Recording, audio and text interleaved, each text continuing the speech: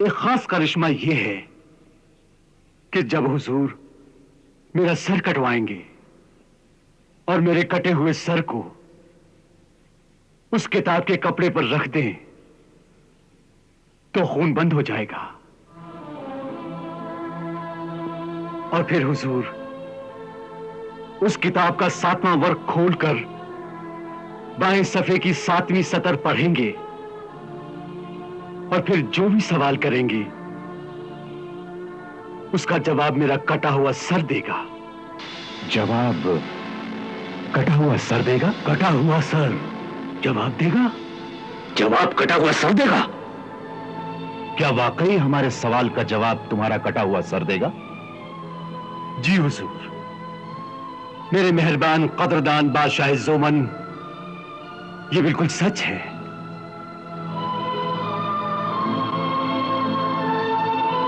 हुजूर बादशाह सलामत, ऐसी नायाब किताब जरूर आपके पास होनी चाहिए। मोहलत दे दीजिए। अरे अजीबो गरीब किताब के मालिक हकीम, हम तुम्हें मोहलत देते हैं। इनके साथ जाओ और तिब्ब हिकमत की उस रूहानी किताब के साथ इन्हें लेकर आओ। शुक्रिया है नायाब किताब के कदरदान मेहरबान बादशाह जोमान, शुक्रिया। मैं वो किताब लेकर आधी रात तक हाजिर हो जाऊंगा।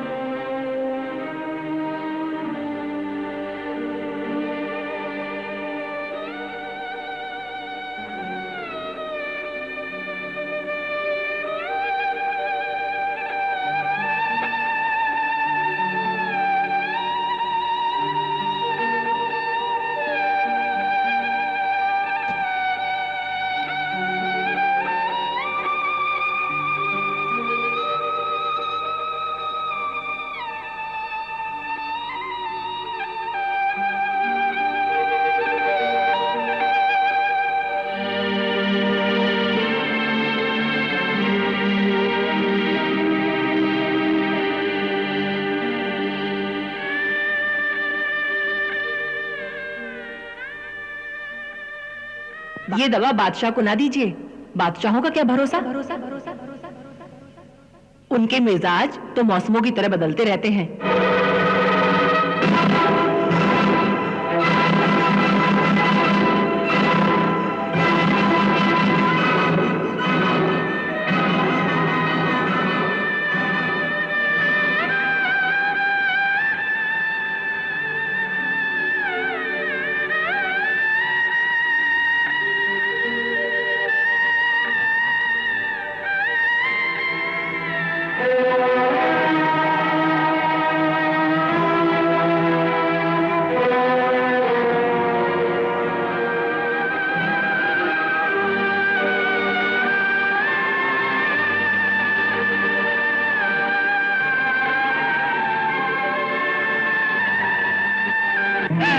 मेरे सरताज, क्या खुदा, ये क्या हो गया, ये क्या हो गया। छोड़ दीजिए, छोड़ दीजिए, छोड़ दीजिए, मत ले जाइए, मत ले जाइए, नहीं ले जाओ।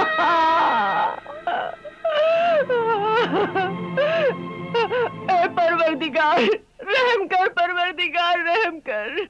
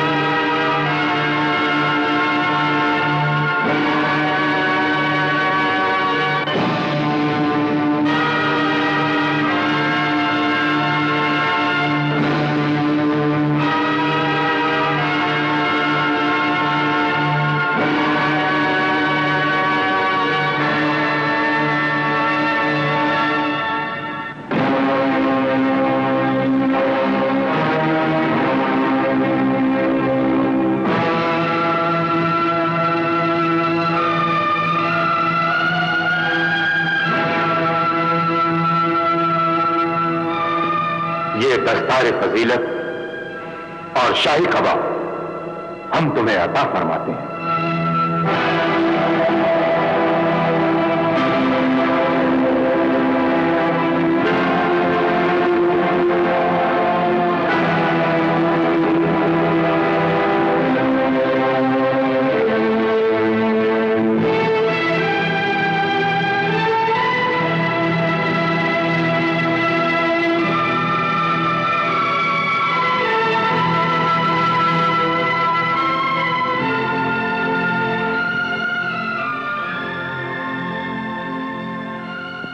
और मेरे कटे हुए सर को उस किताब के कपड़े पर रख दें तो खून बंद हो जाएगा।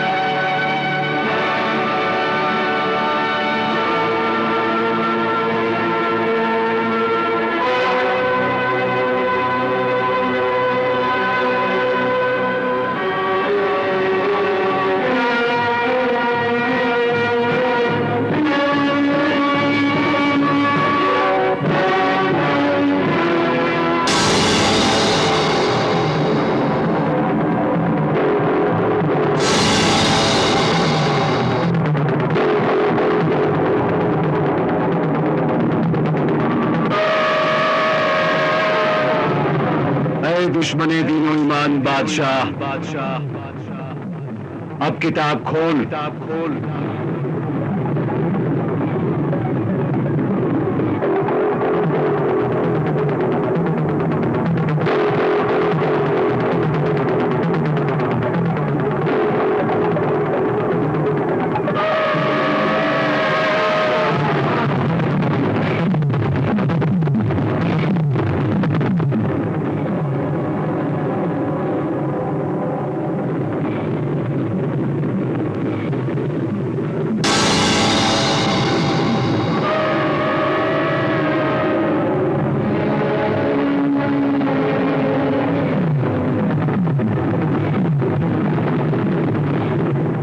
रूहानी कुव्वतों और तिब्ब हिकमत के पुर-इज़्ज़ार हकीम,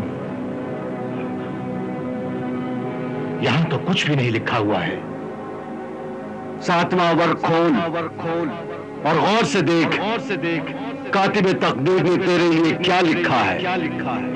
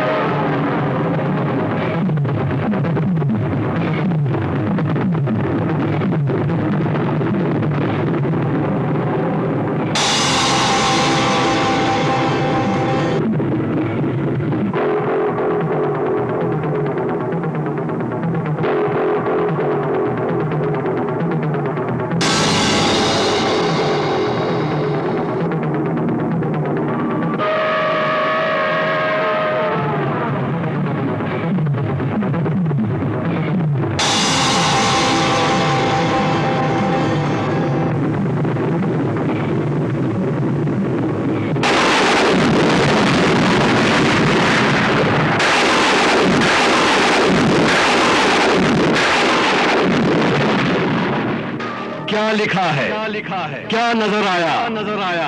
तेरी मौत।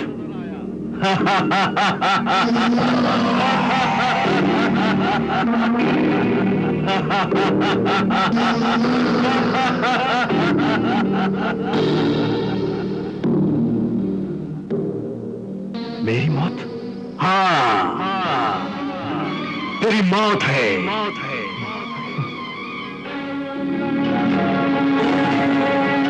इस किताब के हर वर्क पर जहर लगा हुआ था। उसके हर वर्क पर जहर लगा हुआ था। हाँ, जहर।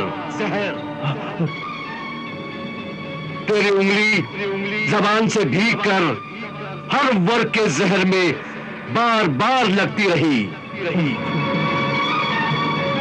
और वो मीठा जहर तेरी जबान के जरिए तेरे जिस्म में पहुंच चुका है। मीठा जहर मेरे जिस्म में पहुंच चुका है। जहर मेरी जुबान को लग चुका है।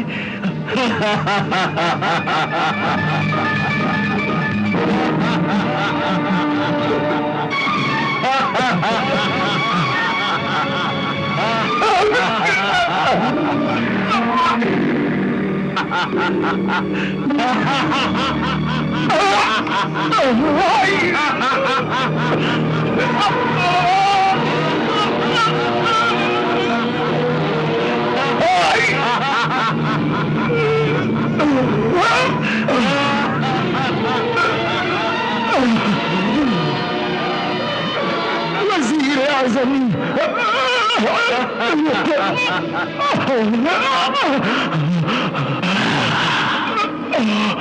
मुझे बचा ले मेरे अजीज अज़जान वजीर। मुझे वजीर नहीं, बादशाह कहो, बादशाह। ऐ मरने वाले बादशाह, मैं तुझे कुछ कहना चाहता हूं। मैं मरने से पहले तुम्हारी आखिरी ख्वाहिश जरूर पूरी करूंगा। कहो, क्या पूछना चाहते हो? ऐ मेरे वजीर, ऐ मेरे मुशीर,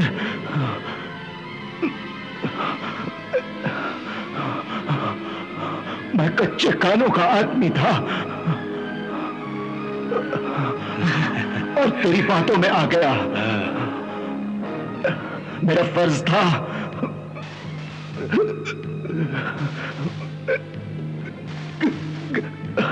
कि मैं हकीम दोबान के शरबत शबाब के जहर की तहकीक, वो तफ्तीश,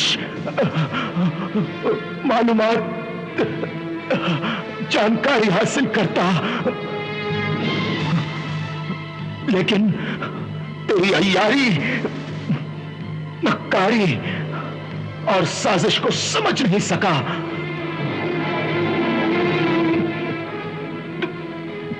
तूने मेरे जरिए एक बेगुनाह इंसान का सर कटवा दिया।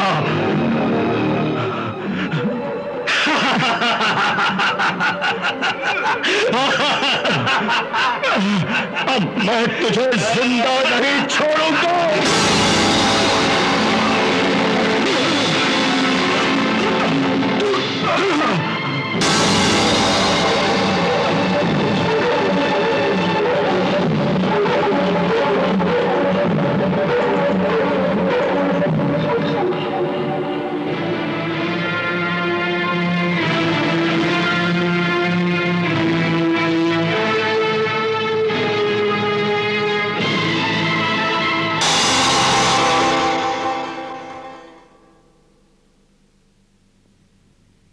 मल्लिका शहरजाद, ये किस्सा सुनकर आज हम बहुत गमगीन हैं, क्योंकि हकीम दोबान का दर्दनाक किस्सा जो तुमने हमें आज सुनाया है, उसे सुनकर हमें ऐसा महसूस हुआ जैसे ये कत्ल हमारी आंखों के सामने हुआ है और हम उसके चश्मदीद गवाह हैं। हमने देखा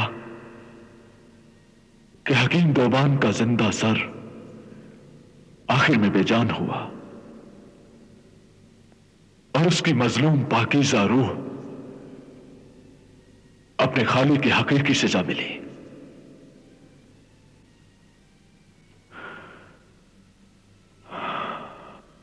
ये किस्सा सुनाकर तुमने हमारे दिल में दर्द पैदा कर दिया है मल्लिका शहरजाद। हमें बेहद अफसोस, रंज और गम है हकीम दोबान के कत्ल का। शैतान सिफत वजीर की वजह से दुनिया एक मसीहा से महरूम हो गई। हकीम दोबान वाकई एक रूहानी और तिब्बी दुनिया का अजीम हकीम था। यह क्या कम करिश्मे की बात है कि सर कटने के बाद भी वो बात करता रहा। यकीनन यह जादू जैसा ही अमल था।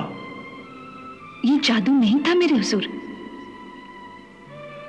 दरअसल हकीम दुबान ने जंग के दिनों में कटते हुए मरते हुए जख्मी इंसानों के लिए जड़ी बूटियों से एक ऐसी दवा बनाई थी जिसमें कपड़ा भिगोकर सुखा लेने के बाद वो कपड़ा जिस्म के कटे हुए हिस्से पे रख दिया जाता या उसे बांध दिया जाता तो बहता हुआ खून बंद हो जाता और जिस्म का कटा हुआ हिस्सा फिर से जुड़ जाता, बिल्कुल असली जिस्म की तरह। मगर अफसोस, बेवकूफ कच्चे कानों के बादशाह ने शैतान वजीर की बातों पर यकीन करके बेगुनाह हकीम दुबान को कत्ल करवा दिया। अगर हकीम दुबान जिंदा रहता और अपनी कुदरती मौत से इस दुनिया ए फानी से गुजरता तो वो अपनी बेमिसाल इजाद की हुई दवाइयों के कामयाब नुस्खे दुनिया को देकर जाता और दर्द वो जख्मों से कहराती हुई इंसानियत को फायदा पहुंचता। फिर इंसान ला इलाज बीमारियों के इलाज के लिए यूं न तड़पता।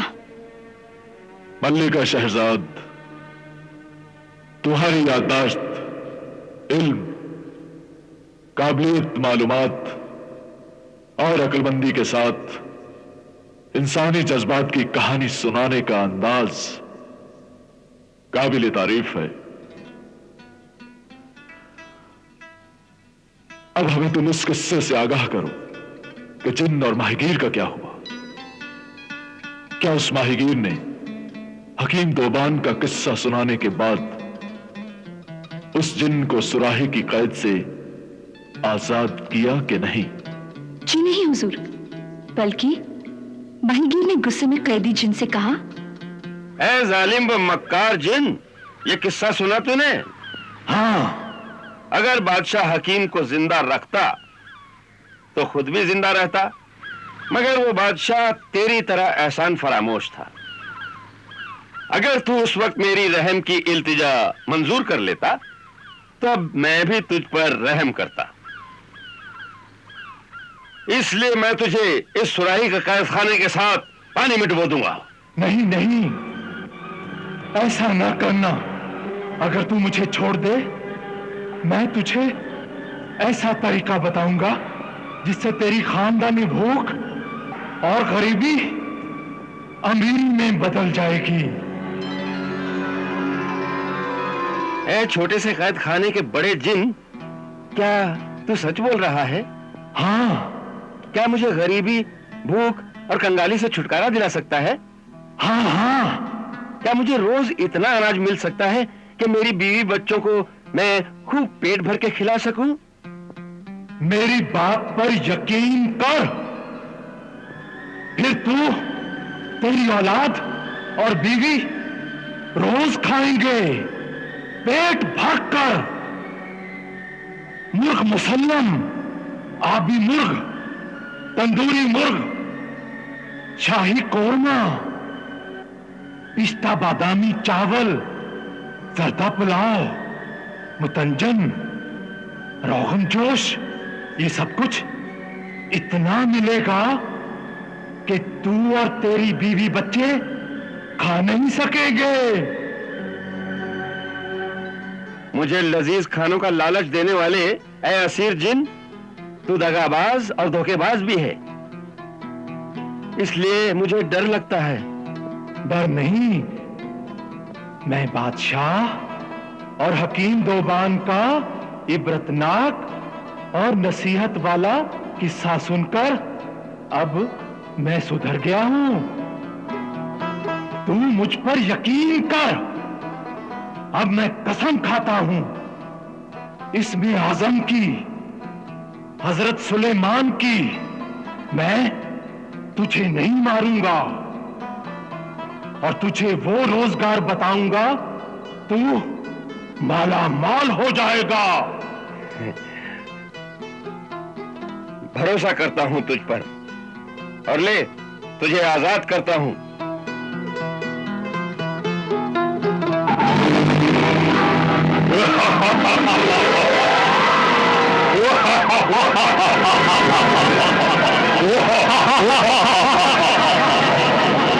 अच्छा अच्छा, तो तूने मुझे आजाद